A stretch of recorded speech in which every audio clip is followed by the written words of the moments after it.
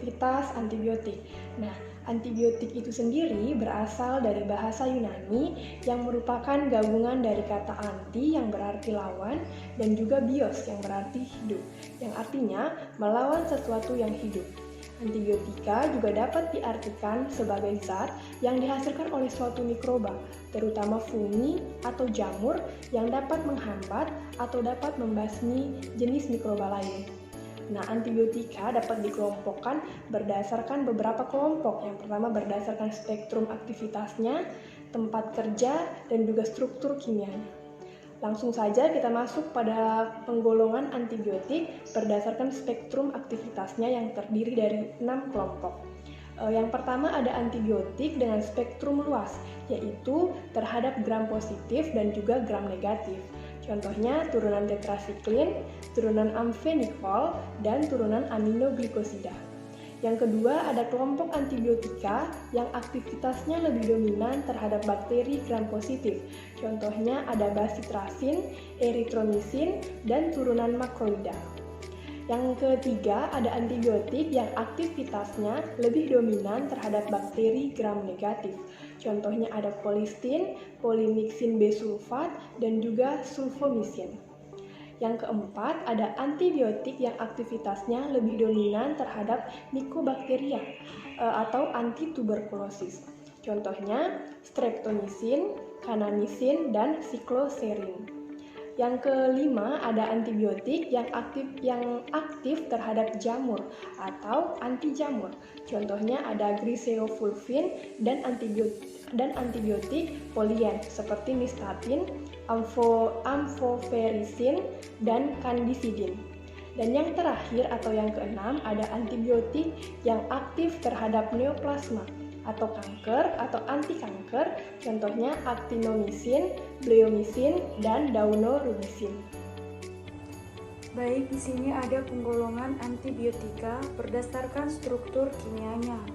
Yang pertama itu ada antibiotika beta-lactam, yang kedua ada turunan amfenikol, yang ketiga ada turunan tetrasiklin, yang keempat ada turunan aminoglikosida, yang kelima ada turunan makrolida, yang keenam ada turunan polipeptida, yang ketujuh ada turunan inkosamida, yang kedelapan ada turunan polin, yang kesembilan ada turunan antamisin, yang kesepuluh ada turunan antrasiklin, dan yang terakhir ada turunan fosfomycin.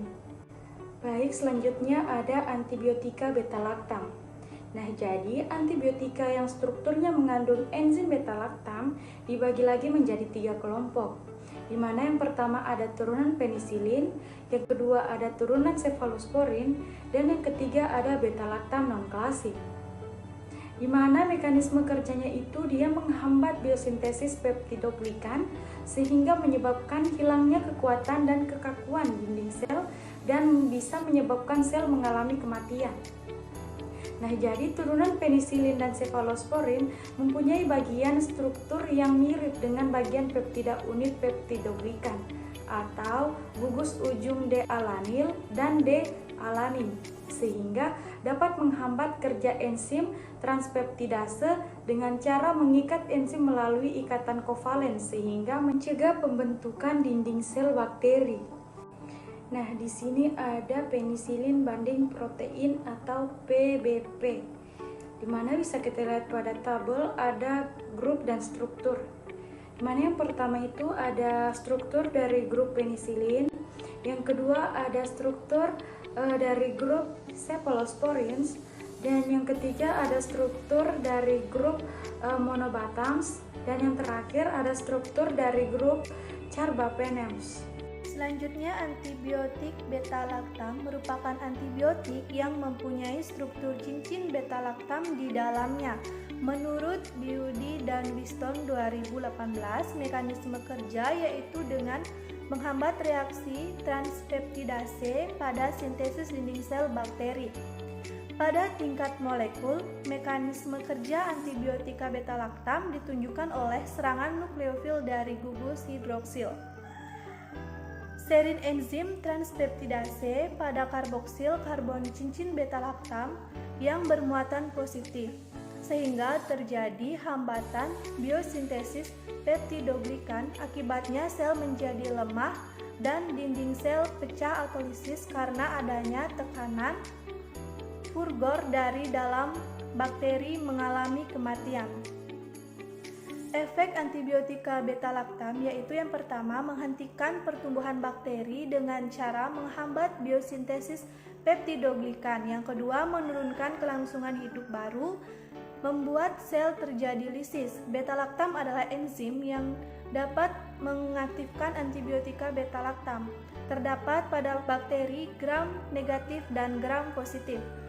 Menghambat beta-laktam adalah senyawa yang dapat menetralkan enzim beta-laktam sehingga mencegah pengaktifan antibiotika beta-laktam. Contohnya asam valunatat, asam alifenat, dan karena efek sinergis maka penghambat beta-laktam sering digunakan bersama-sama dengan antibiotika beta-laktam.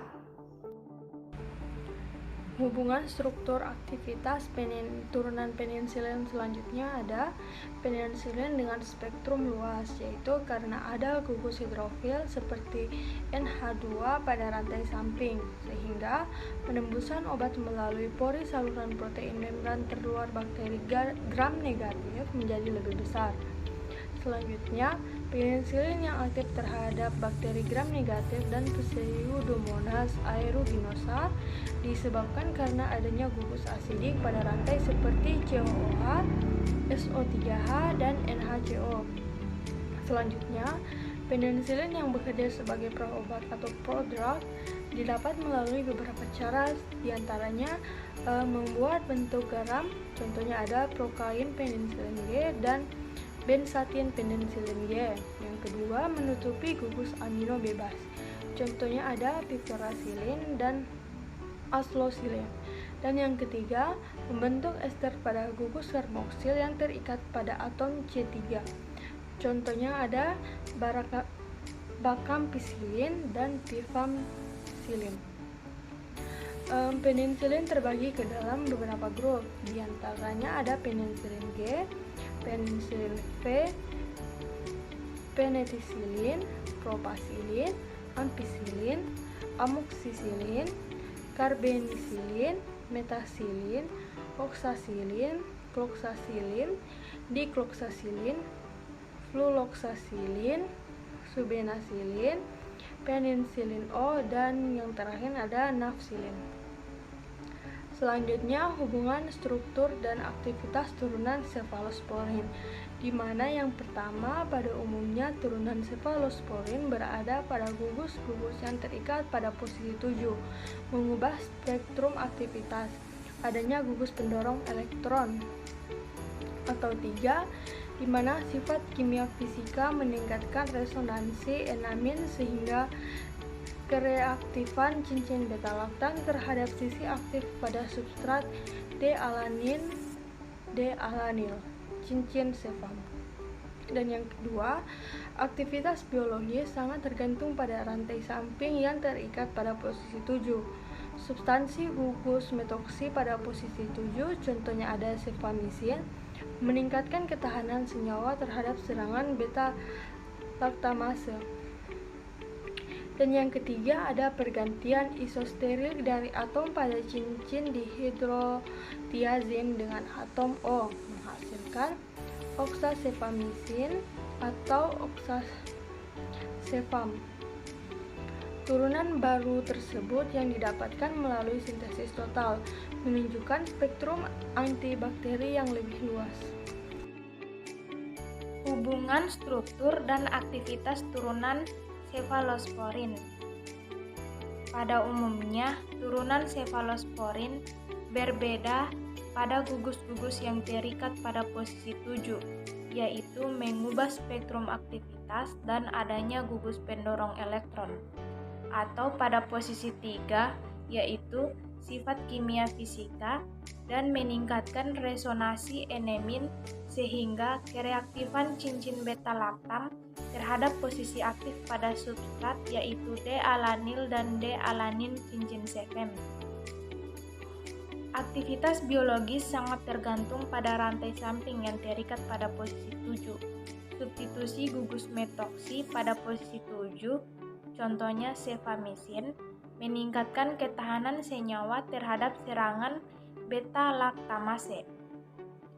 Kemudian, pergantian isosterik dari atom S pada cincin dihidrotiazin dengan atom O menghasilkan oksasefamisin atau oksasefem. Turunan baru tersebut yaitu didapatkan melalui sintetis total, menunjukkan spektrum antibakteri yang lebih luas. Klasifikasi dari cefalosporin ini dibagi dalam 5 generasi dengan 2 rute pemberian, yaitu rute parenteral dan rute oral. Generasi pertama untuk agen parenteral contohnya ada sekazolim dan cefalotin. Untuk agen oral contohnya cefadroxil, cefalexin, dan cefarodin. Generasi kedua untuk agen parenteral contohnya cefoxitin. Lalu untuk agen oral contohnya ada cefaklor. Generasi ketiga untuk agen parenteral ada cefoxtamin, dan untuk agen oral contohnya ada cefdinir. Generasi keempat untuk agen parenteral ada cefatim, dan yang terakhir generasi kelima contohnya itu agen parenteral cefrotrolin. Hubungan struktur aktivitas turunan beta-laktam non-klasik. Beta-laktam non-klasik adalah antibiotik yang mengandung cincin beta-laktam yang kadang-kadang bergabung dengan cincin lain yang terdiri dari 5 atau 6 atom. Dia dibagi menjadi 5 kelompok, yaitu turunan asam amidinopenisilinat, kedua turunan asam penisilinat, ketiga karbapenem, keempat oksapenem, dan yang terakhir beta-laktam monosiklik. Baik, di sini saya akan menjelaskan tentang hubungan struktur dan aktivitas, di mana yang pertama itu terdiri dari modifikasi pada enzim benzen, XP-tetrabenzen dapat digantikan dengan bifenil atau dengan kata lain metylbifenil tanpa kehilangan aktivitas antibakteri secara bermakna. Yang kedua, pergantian atom dikloro dengan dibromo menurunkan kekuatan antibakteri. Yang ketiga, pergantian 2 gugus hidroksil perluasan atau pendekatan gugus CH2OH di ujung dan disubstitusikan dalam atom H pada C2 menghilangkan aktivitas antibakteri. Lanjut pada poin C, yaitu turunan tetrasiklin, di mana terdiri atas 3 bagian. Yang pertama, turunan tetrasiklin didapat dari hasil isolasi kultur. Yang kedua, merupakan turunan okstahidrat yang terbentuk oleh gabungan 4 buah cincin bersifat asmofer. 3. Bakteriostatik. Aktivitas bakterinya disebabkan oleh kemampuan untuk menghilangkan ion-ion logam yang penting bagi kehidupan bakteri seperti ion Mg. Di bawah ada gambar strukturnya, terdiri dari OH, O, NH2, N, dan lain-lain. Lanjut pada tabel 1, di mana dapat dilihat pada gambar di samping, yaitu terdiri dari 7 struktur. Selanjutnya adalah turunan aminoglikosida, di mana obat turunan ini biasanya digunakan untuk mengobati berbagai macam infeksi akibat bakteri, dan paling efektif itu melawan infeksi aerobik gram negatif, di mana contohnya seperti Pseudomonas aeruginosa. Obat golongan ini umumnya itu tidak efektif melawan Streptococcus dan juga bakteri anaerob, di mana mekanisme aksi dari turunan aminoglikosida ini adalah jenis antibiotik yang digunakan untuk pengobatan penyakit infeksi oleh bakteri-bakteri aerob gram negatif dan juga beberapa bakteri anaerob yang belum resisten terhadap antibiotik golongan ini. Aminoglikosida ini adalah penghambat sintesis protein, di mana aminoglikosida ini akan memasuki sel bakteri melalui sistem transportasi yang bergantung pada oksigen, di mana sistem transportasi ini dia terdapat pada bakteri anaerobik atau Streptococcus.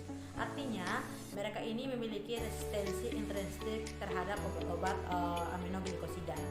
Namun, pada bakteri-bakteri gram negatif aerob, dia itu memiliki sistem transportasi ini, sehingga ketika aminoglikosida itu memasuki sel bakteri yang rentan, maka mereka itu akan mengikat secara permanen ribosom bakteri, sehingga dia itu dapat menghambat sintesis protein. Di mana lebih khususnya lagi, turunan aminoglikosida ini akan mengikat subunit ribosom 30S, di mana pengikatan yang memiliki efek bakterisidal. Pada unit 30S, turunan aminoglikosida ini akan mengganggu terjemahan dari mRNA. Selanjutnya ada turunan makrolida, di mana turunan ini adalah salah satu golongan antibiotik untuk mengobati berbagai infeksi bakteri. Kelas antibiotik ini dapat melawan berbagai macam strain bakteri, mulai dari Streptococcus, Staphylococcus, Listeria, Clostridia, hingga Corynebacteria.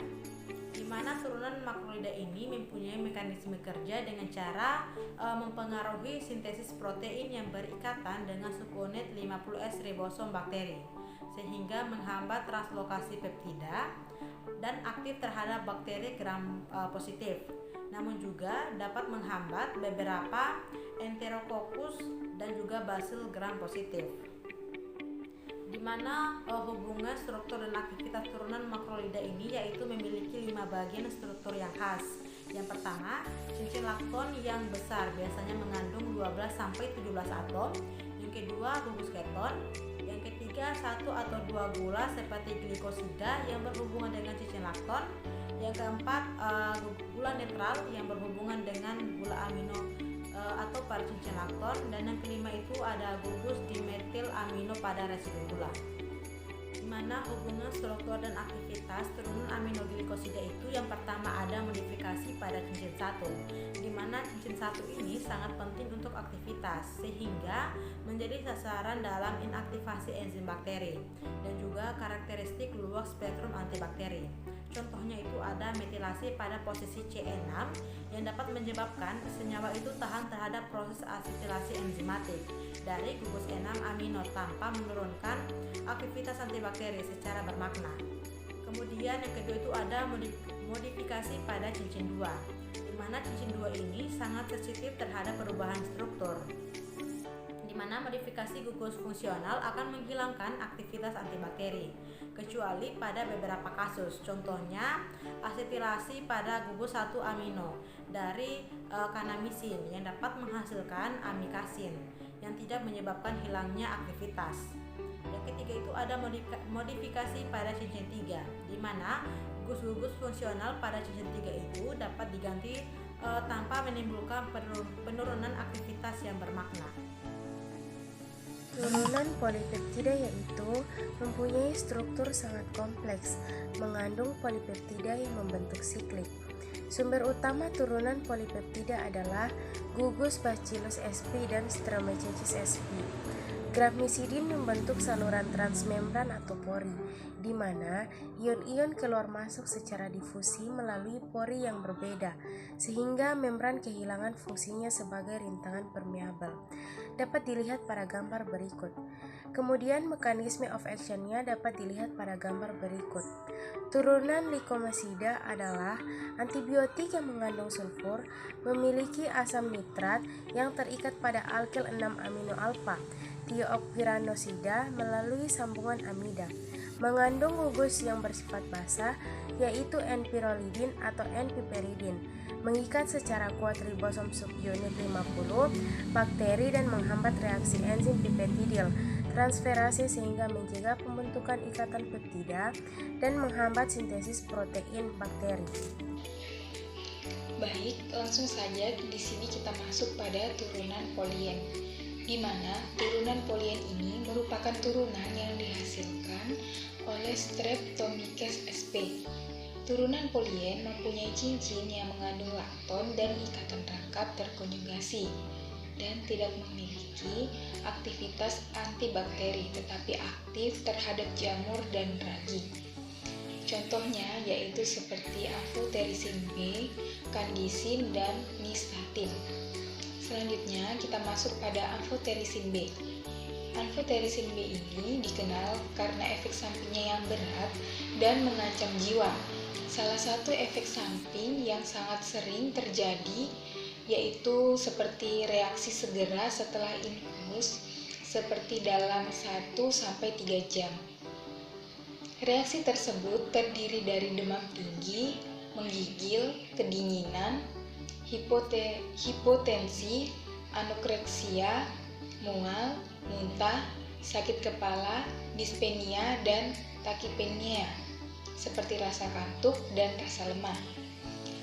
Adapun juga mekanisme kerja dari obat ini yaitu berikatan kuat dengan ergosterol yang terdapat pada membran sel jamur, sehingga amphoteresin B ini dapat menyebabkan kebocoran dari membran sel dan akhirnya terjadi lisis. Turunan ansamisin. Beberapa aspek turunan ansamisin meliputi yang pertama dihasilkan oleh Streptomyces sp, dikarakterisasi oleh adanya struktur siklik yang mengandung gugus aromatik dan jembatan makrosiklik alifatik panjang yang dinamakan ANSA di antara posisi dua inti aromatik yang tidak saling berdekatan. Yang kedua, turunan ansamisin yang digunakan dalam klinik hanya satu, yaitu rifampisin. Yang ketiga, rifampisin diisolasi dari fermentasi kultur Nocardia mediterranea, mengandung 17 anggota rantai ANSA dan mempunyai spektrum luas. Yang keempat, rifampisin digunakan sebagai obat anti-tuberkulosis. Rifampisin terutama aktif terhadap sel yang sedang bertumbuh. Kerjanya menghambat DNA-dependen RNA polimerase dari mikrobakteria dan mikroorganisme lain dengan menekan mula terbentuknya atau bukan pemanjangan rantai dalam sintesis RNA. Inti RNA polimerase dari berbagai sel eukariotik tidak mengikat rifampisin dan sintesis RNA-nya tidak dipengaruhi. Rifampisin dapat menghambat sintesis RNA mitokondria mamalia tapi memerlukan kadar yang lebih tinggi dari kadar untuk penghambatan pada kuman. Baik, selanjutnya adalah turunan antrasiklin. Jadi, turunan antrasiklin ini adalah antibiotika turunan antrasiklinon. Pada umumnya, dia itu tetrasiklik dan dihasilkan oleh Streptomyces sp. Nah, perbedaan struktur di antara turunan antrasiklin ini terletak pada jumlah dan posisi gugus hidroksilfenol. Kemudian derajat oksidasi dari 2 atom C rantai samping pada posisi 9 dan adanya ester asam karboksilat pada posisi 10. Kemudian pada umumnya turunan antrasiklin ini digunakan sebagai obat anti kanker. Contoh obat dari turunan antrasiklin itu ada daunorubicin HCl, doxorubicin HCl, epirubicin, dan picamicin. Tadi sudah disebutkan bahwa salah satu contoh obat turunan antrasiklin itu yaitu ada yang namanya doxorubicin. Jadi doxorubicin ini merupakan obat kemoterapi jenis antrasiklin. Obat ini bekerja dengan cara memperlambat ataupun menghentikan pertumbuhan sel kanker dengan cara memblokir enzim topoisomerase tipe 2, yaitu enzim yang digunakan sel kanker untuk tumbuh dan berkembang. Kemudian hubungan struktur aktivitas dari obat doxorubicin ini yang pertama penghambatan topoisomerase 2, kemudian yang kedua interkalasi DNA sehingga mengakibatkan penghambatan sintesis DNA dan RNA. Kemudian yang ketiga pengikatan membran sel yang menyebabkan aliran dan transport ion. Kemudian yang keempat pembentukan radikal bebas semi-quinon dan radikal bebas oksigen. Nah, kemudian proses tersebut itu melalui besi dan proses reduktif yang diperantarai enzim. Nah, kemudian mekanisme radikal bebas ini telah diketahui, yaitu dapat bertanggung jawab pada kardiotoksisitas obat antibiotik antrasiklin akibat antibiotik antrasiklin. Kemudian doxorubicin ini dapat berinterkalasi dengan DNA secara langsung sehingga dia itu akan mempengaruhi transkripsi dan replikasi. Nah, kemudian doxorubicin ini mampu membentuk kompleks tripartit dengan topoisomerase 2 dan DNA. Nah, topoisomerase 2 ini adalah suatu enzim yang bergantung kepada ATP dan bekerja dengan cara mengikat DNA sehingga menyebabkan double strand break pada ujung 3-fosfat. Nah, sehingga memungkinkan penukaran strand dan pelurusan DNA supercoil. Antibiotika yang diisolasi dari Streptomyces viridae atau Streptomyces sp dan lainnya, di mana MK akan mengikat secara irreversibel gugus SH enzim enol pirofil transferase yang akan mengkatalis reaksi antara UDP asetilglukosamin dengan fosfonolpirufat membentuk asam uridin dinfosfo N asetilmuromona. Salah satu proses pada tahap pertama sintetis peptidoglikan. Fosfomisin adalah obat antibakterial yang bekerja secara menghambat kerja enzim biosintetis peptidoglikan, di mana peptidoglikan di sini berfungsi sebagai bentuk dinding sel bakteri. Adapun kerja fosfomisin adalah dengan menghambat aktivasi filtra ferase atau UDPN asetilglukosamin 3-enolpirofil transferase yang juga dikenal sebagai MURA.